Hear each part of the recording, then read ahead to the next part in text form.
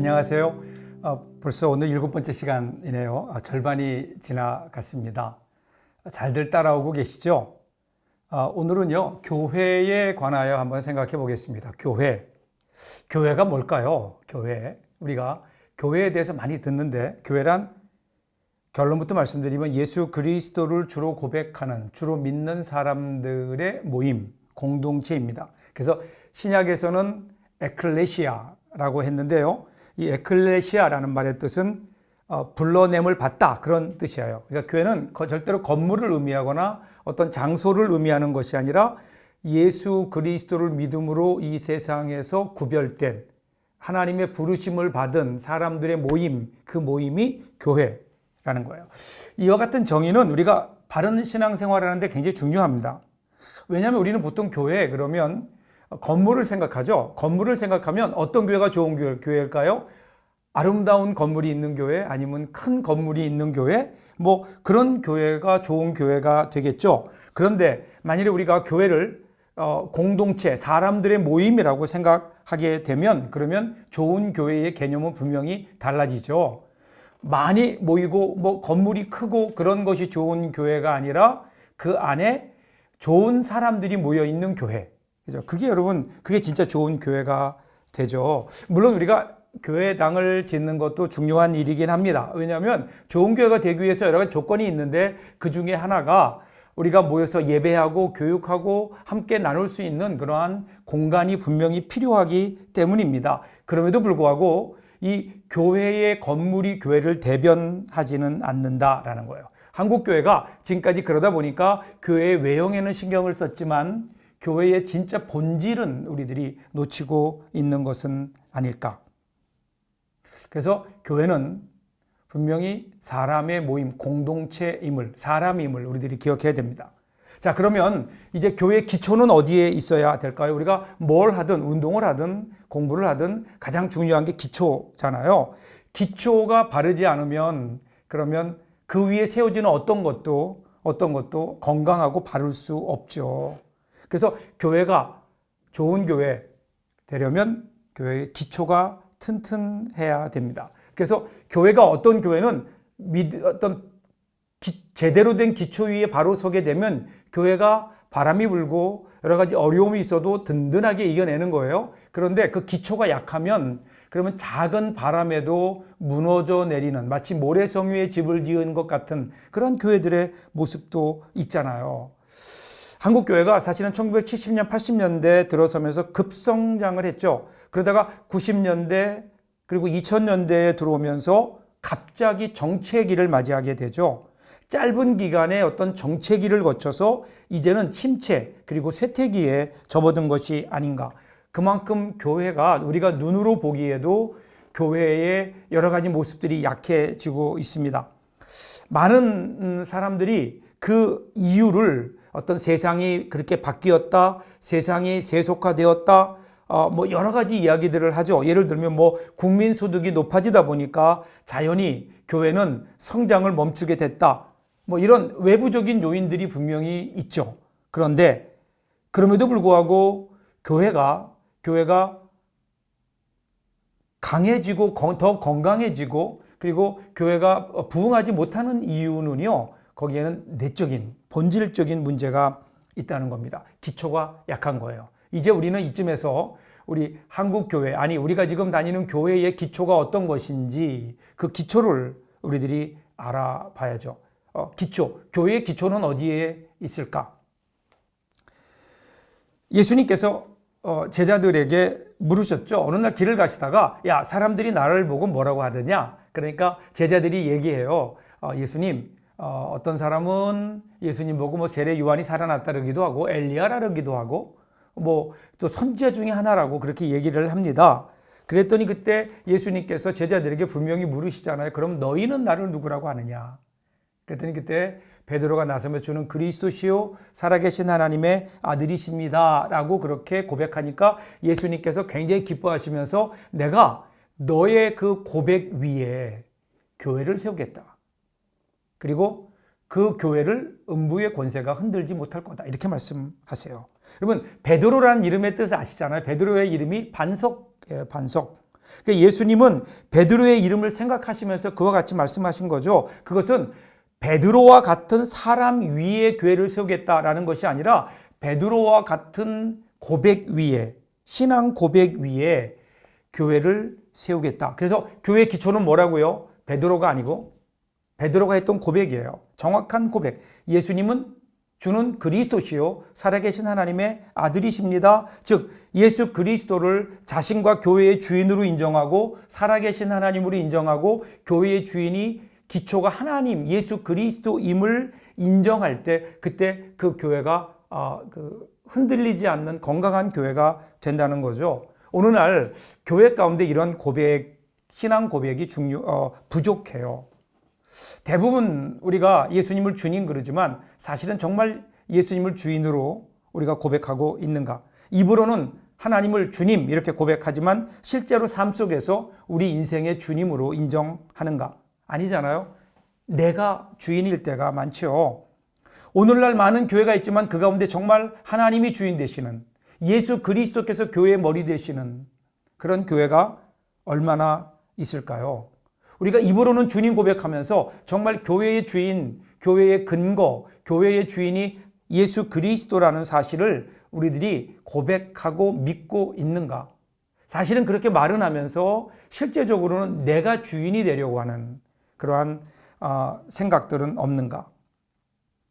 여러분 교회가요 옛날에 어려웠을 때 가난했을 때는 교회 주인 노릇하는 사람이 별로 없었어요. 왜냐하면 가난한 교회의 주인이 된다고 하는 것은 해야 될 일이 너무 많거든요. 책임져야 될 일이 너무 많거든요. 자, 그런데 지금은요 교회가 점점 더 풍요로워지면서 사람들이 이제는 교회 주인 노릇을 하려고 하는 거예요. 왜냐하면 교회 주인 노릇한다는 것은 일종의 특권처럼 되어 버렸기 때문에 사실은 교회를 섬긴다고 하는 것은 그것은 고난이요, 희생이요, 섬김의 삶이어야 되는데 요즘 우리가 신앙생활할 때 과연 오늘 우리의 모습은 어떨까?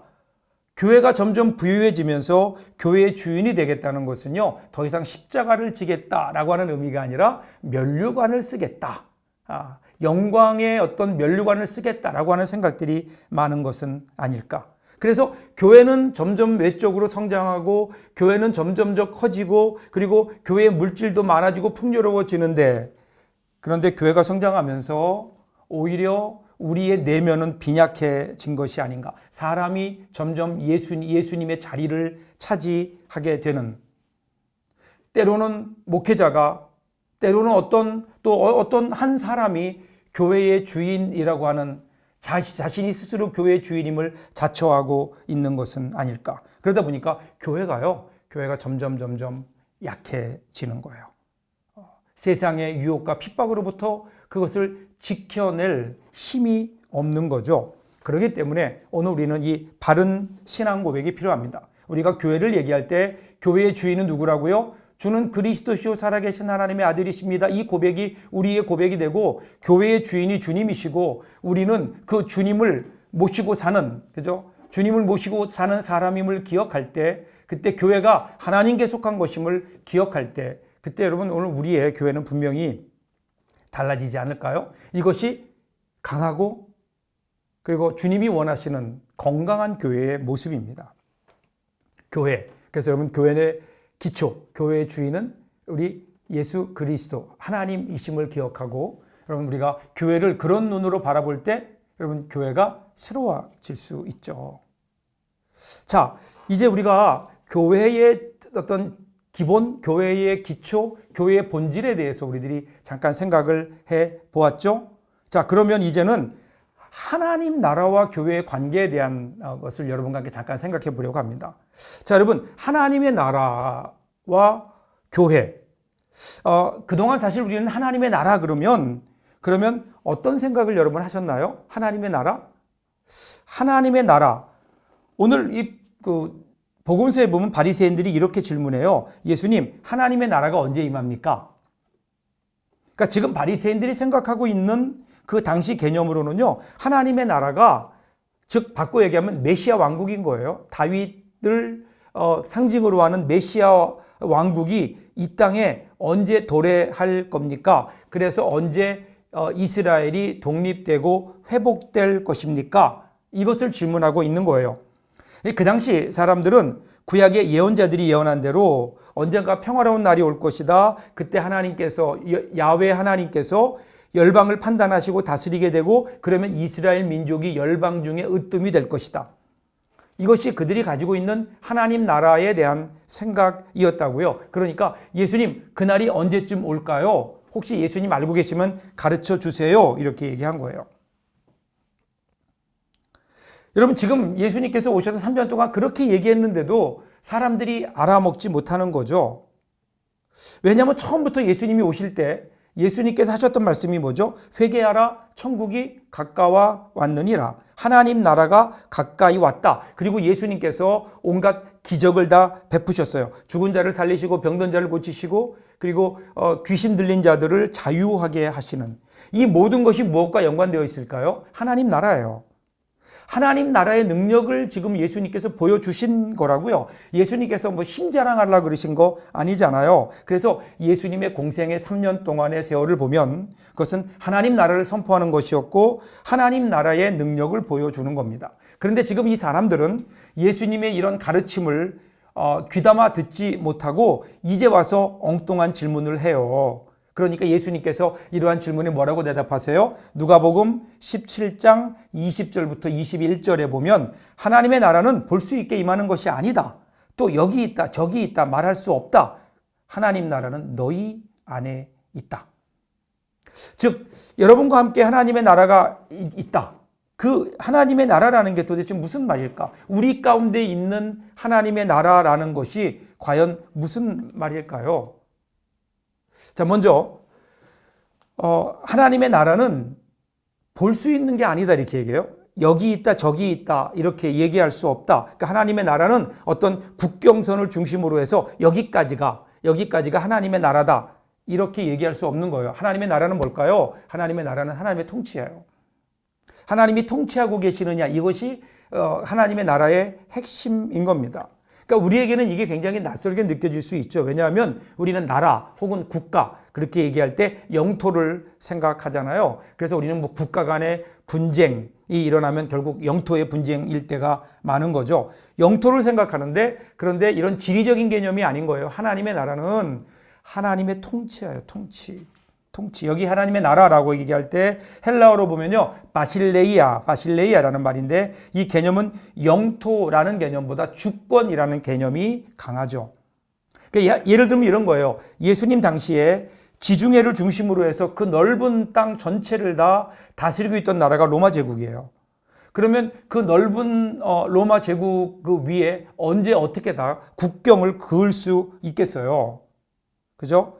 그러면 그 당시에 로마 제국은 어디까지가 로마 제국이었을까요? 로마의 법이 통하는 곳, 즉 로마의 통치 아래 있는 곳, 로마의 법이 유용하게 그들의 법으로 인정되는 곳, 그것이 여러분 로마 제국이 아니었을까요? 그러니까 여기 하나님의 나라라고 한 개념도 그래요. 통치인 거예요. 내가 어디로 옮겨가서 뭐 내가 이제 집에 있다가 교회로 옮겨가서 이렇게 되는 것이 아니라, 그런 장소의 개념이 아니라 과연 나는 지금 누구의 통치 아래 살고 있느냐, 누구의 주권 아래 살고 있느냐, 이게 훨씬 더 우리에게 다가오는 거죠. 그래서 하나님 나라는 여기 있다 저기 있다 하는 것이 아니다라는 거예요. 아니다라는 거예요. 여러분 누가복음 17장 11절부터 19절에 보면 예수님께서 10명의 한센병 환자를 고쳐주시죠.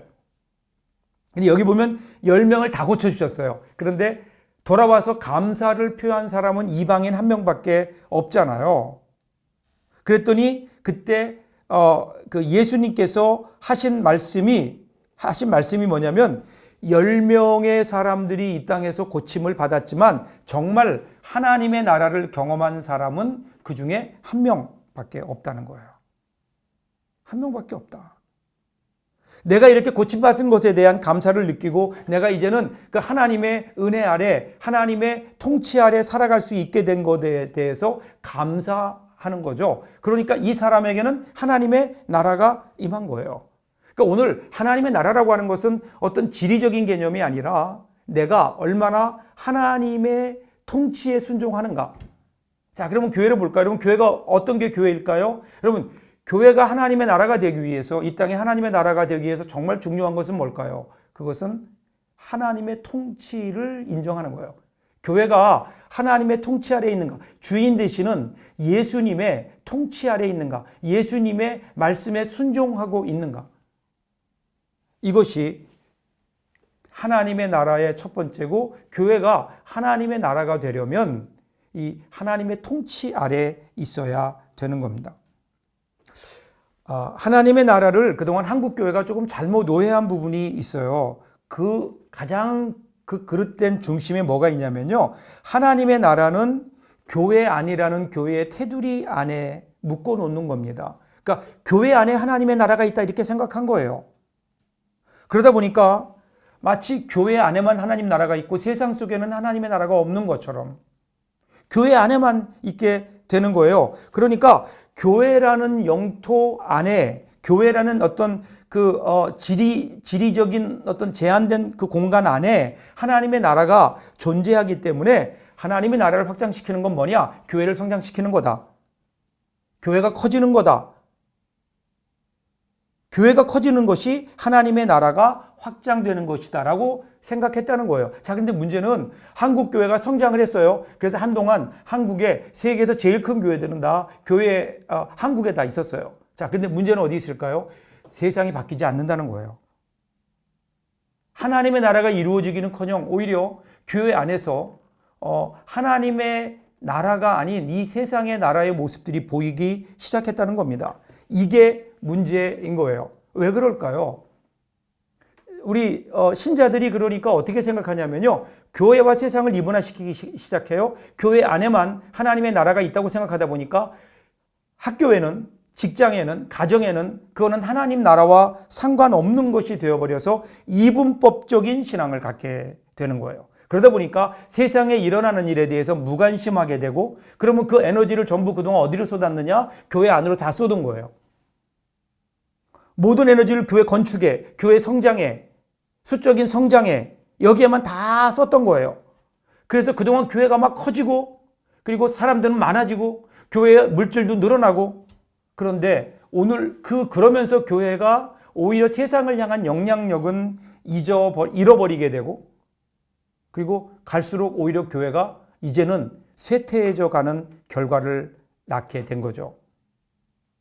왜 그럴까요? 하나님의 나라에 대한 잘못된 생각 때문에 그래요. 하나님의 나라는 어떤 지역이 아니에요. 영토가 아니에요. 교회 안이 아니에요. 하나님의 나라는 하나님의 주권 아래 있다고요. 그러니까 하나님의 통치 안에 있는 곳이 하나님의 나라인 거예요. 그러니까 여러분 바꿔 얘기하면요. 아무리 교회라도 하나님의 통치 안에 있지 않으면 하나님의 나라가 아닌 거예요. 그런데 가정이 하나님의 나라에, 하나님의 통치 아래에 있다, 하나님의 주권 아래 순종하며 살아간다, 그러면 그것이 하나님의 나라가 되는 거죠.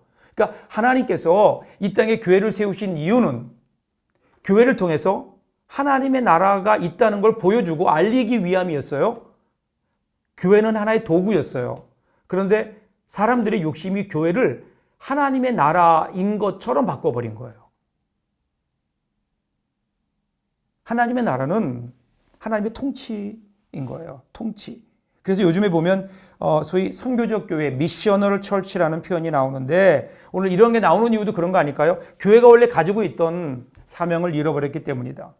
여러분, 교회는요, 이 세상에 하나님의 나라를 보여주어야 될 책임이 있는 거예요. 그래서 베드로 사도는 교회는 이 세상을 위한 하나님의 제사장이다, 세상을 위한 제사장이라고 교회를 표현하잖아요. 하나님을 믿는 성도들은 그 안에서 하나님의 주권을 인정하고 하나님의 통치 아래 살아가는 그 모습을 보여줄 때, 그때 거기에서 하나님 나라의 능력이 나오고 하나님 나라의 은혜가 우리 가운데 보여지고, 그러면 어떻게 될까? 사람들이 그것을 보고 하나님의 나라가 있구나 라고 생각하고 교회를 통해서 그들이 하나님 앞으로 나올 수 있다는 거예요. 그래서 오늘 우리 교회가 해야 될 일은 뭘까요? 우리 교회는 하나님을 보여주는 거예요. 우리는 하나님을 보지만 세상 사람들은 우리를 보거든요. 교회를 보는 거예요. 그렇기 때문에 오늘 우리는 우리의 교회의 분명한 목적, 그것은 이 세상에 하나님 나라를 보여주는 예수 그리스도를 보여주는 통로로서의 역할을 우리들이 감당해야 되는데, 그런데 어느 때부턴가 한국 교회가 그냥 우리가 마치 하나님의 나라인 것처럼 오해했던 것은 아닐까. 우리 교회가 이 일을 잘 감당했으면 좋겠습니다. 우리가 교회에 대한 교리를 이번에 우리들이 보면서 다른 자세한 내용들은 우리 모임에서 함께 하나하나 차근하게 다루어 갈 거예요. 그런 오늘 강의를 통해서 한번 전체적으로 여러분들이 교회의 기초와 그리고 교회의 어떤 사명, 교회는 교회의 존재 이유는 어디에 있는가를 한번 여러분 생각해 보시고, 그리고 그런 마음으로 여러분 모임에서 함께 만나서 또 함께 교회에 대한 여러 가지 성경 말씀 또 교리적인 내용들을 함께 나눌 수 있기를 바랍니다. 감사합니다.